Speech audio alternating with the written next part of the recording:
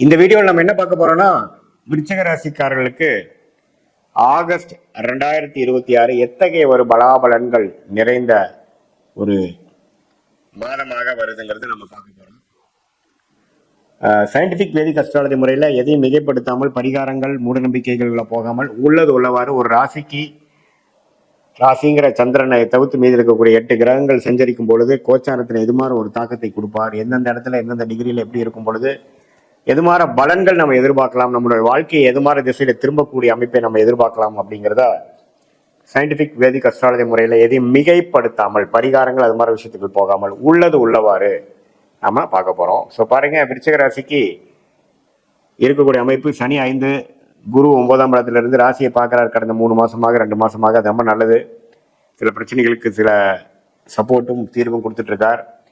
ராகு 4, 10ஆம் இடத்துல கேது. இந்த வேலை தொழில அதிகமான மாற்றங்கள், முயற்சி, பிரச்சனைகள், அதுக்கப்புறம் தீர்வுகள் அப்படிங்கிற மாதிரி போராட்டங்களை கொடுக்கக்கூடியது ராகு கேது 4, 10ல இருக்கு.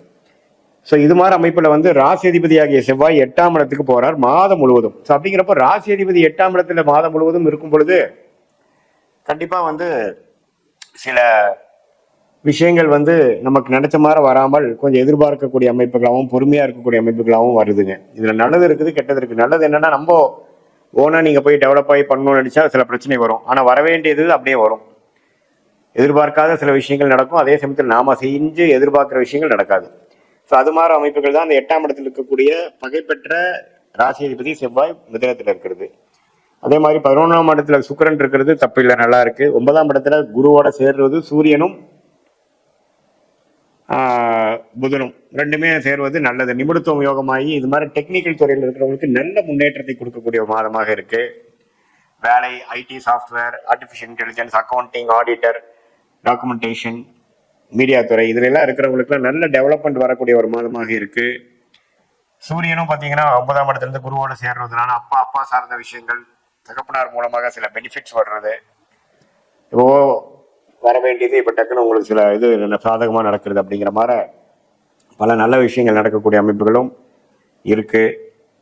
ஸோ மாத கிரகங்களும் ஓரளவுக்கு பரவாயில்ல, ஆண்டு கிரகங்களும் ஓரளவுக்கு பரவாயில்லைங்கிறதுனால ஓரளவுக்கு சமாளிச்சு போன ஒரு வருடமாக அஷ்டமத்துல குரு இருந்து பாதிப்பாகி எந்த ஒரு முயற்சியும் பலனளிக்க முடியாமல் இருந்த விருச்சிக ராசிக்காரர்களுக்கு ஒரு நல்ல பலனை கொடுக்கக்கூடிய ஒரு அற்புதமான ஒரு மாதமாக இந்த ஆகஸ்ட் 2026 விருச்சிக ராசிக்காரர்களுக்கு வருகிறது.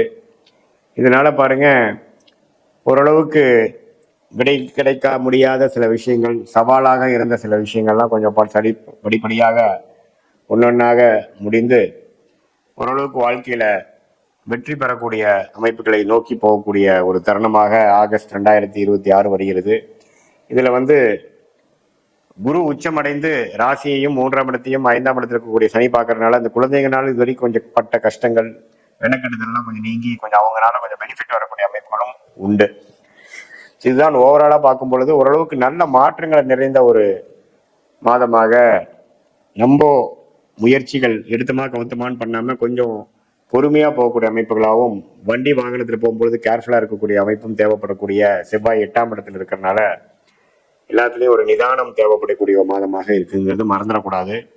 இது பொதுவான பலனை தவிர உங்களுடைய ஜென்ம ஜாதகத்துல பிறந்த தேதி, பிறந்த நேரம், பிறந்த உரை வைத்து போடும் பொழுது உங்க ஜாதகம் எப்படி வருது, உங்களோட லக்னம் என்ன, லக்னாதிபதி எப்படி இருக்கிறார், ஸ்தானபலம், திக்பலம், திருப்பலம் இருக்கா, அடுத்து வரக்கூடிய தசா புக்திகள் எப்படி இருக்கு, ஷார்ட் டேர்ம் எப்படி, லாங் டேர்ம் எப்படி, உங்களுடைய தசா புக்தி அந்தர சூக்ஷமம், தசையை டிவைட் பண்ணா புக்தி, புக்தியை டிவைட் பண்ணா அந்தரம், அந்தரத்தை டிவைட் பண்ணா சூக்ஷமம், அந்தரம்லாம் பாத்தீங்கன்னா மாத கணக்கு, சூக்ஷம்லாம் வார கணக்குல இங்க கேட்கக்கூடிய விடைகள், கேள்விக்கு என்ன மாதிரி விடைகள் இருக்கு, இது மாதிரி விஷயங்கள் நடக்கும், இது மாதிரி டைம்ல எது நடக்கக்கூடிய அமைப்புகள் இருக்கு, கல்யாணம் எப்போ, குழந்தை பேர் எப்போ, நமக்கு வெளிநாடு வாய்ப்புகள் எப்போ, வேலை மாற்றங்கள் எப்போ, உத்தியோக உயர்வு எப்போ, பிசினஸ்ல டெவலப்மெண்ட் எப்போ பிசினஸ் ஆரம்பிப்போம், எப்போ இடம் வாங்குவோம், எப்போ வீடு வாங்குவோம், இது மாதிரி பல கேள்விகள் நம்மளுடைய ஜாதகத்து அடிப்படையில நமக்கு எண்ணங்கள் இருக்கும் பொழுது அது எந்த மாதிரி தருணத்துல கோச்சார அடிப்படையிலையும் ஒன்னா வருது.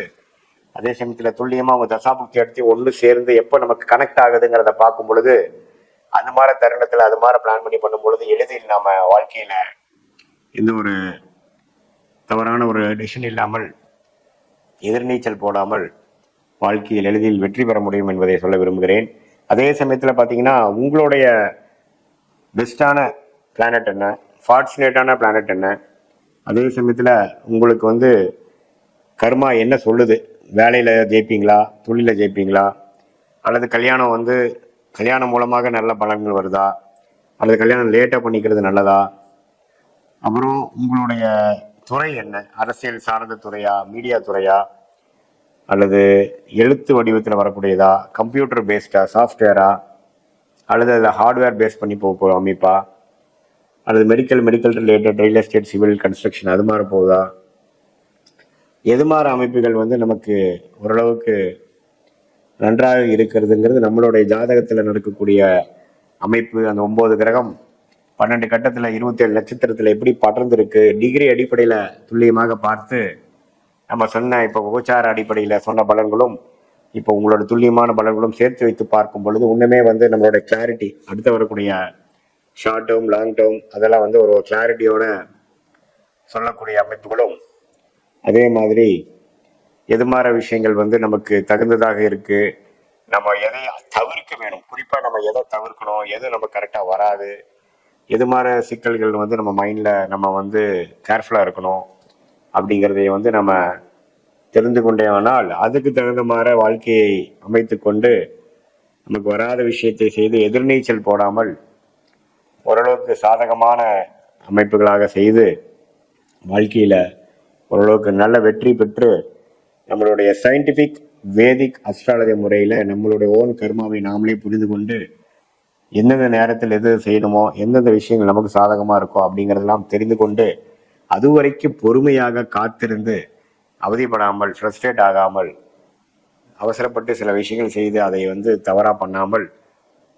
வீரத்தை காட்டிலும் வேகத்தை காட்டிலும் விவேகமாக செயல்பட்டு நம்ம வந்து வாழ்க்கையில் ஒரு விஷயமும், அது படிப்பாக இருந்தாலும் சரி, வியாபாரம், வேலை, இன்வெஸ்ட்மெண்ட்ஸ், பர்சனலாக சொல்லும் பொழுது கல்யாண விஷயங்கள், இது எல்லாமே வந்து நம்ம ஒன்றுக்கு நம்ம செக் பண்ணி பார்த்து அதுக்கு தகுந்த மாதிரி பலன்களை நம்ம வந்து எதிர்கொண்டு அதிக எதிர்பார்ப்புகள் வைக்காமல் நம்மளுடைய கர்மா என்னவோ அதுக்கு தகுந்த மாதிரி வாழ்க்கையை அமைச்சு கொண்டேனால் சயின்டிஃபிக் வேதிக் அஸ்ட்ராலஜி முறை மூலமாக நமக்கு வரக்கூடிய அந்த கிளாரிட்டி பார்த்தீங்கன்னா நமக்கு ஒரு கூகுள் மேப் போல, எப்படி ஒருத்தர் ஒரு இடத்த விட்டு இன்னொரு இடம் போகும்பொழுது ஒரு கூகுள் மேப் எப்படி வந்து செயல்பட்டு ஒரு வந்து கைட் பண்ணுதோ, அதே மாதிரி நம்மளோட விஷயமும் நம்மளோட கர்மா என்ன, நமக்கு எது சாதகமாக இருக்குது, நம்ம வீக் பாயிண்ட் என்ன, நம்ம ஸ்ட்ரென்த் என்ன, எந்த துறை நமக்கு லக்கியாக இருக்குது, இப்போ நம்ம என்ன பண்ணிட்டு இருக்கோம், இப்போ நமக்கு போயிட்டு இருக்க தசை எதை குறிக்குது அப்படிங்கிறதெல்லாம் நம்மளுடைய 18 வருஷம் சயின்டிஃபிக் வேதிக் அஸ்ட்ராலஜி அனுபவத்து மூலமாக பலாயிரக்கணக்கான ஜாதகத்தை பார்த்து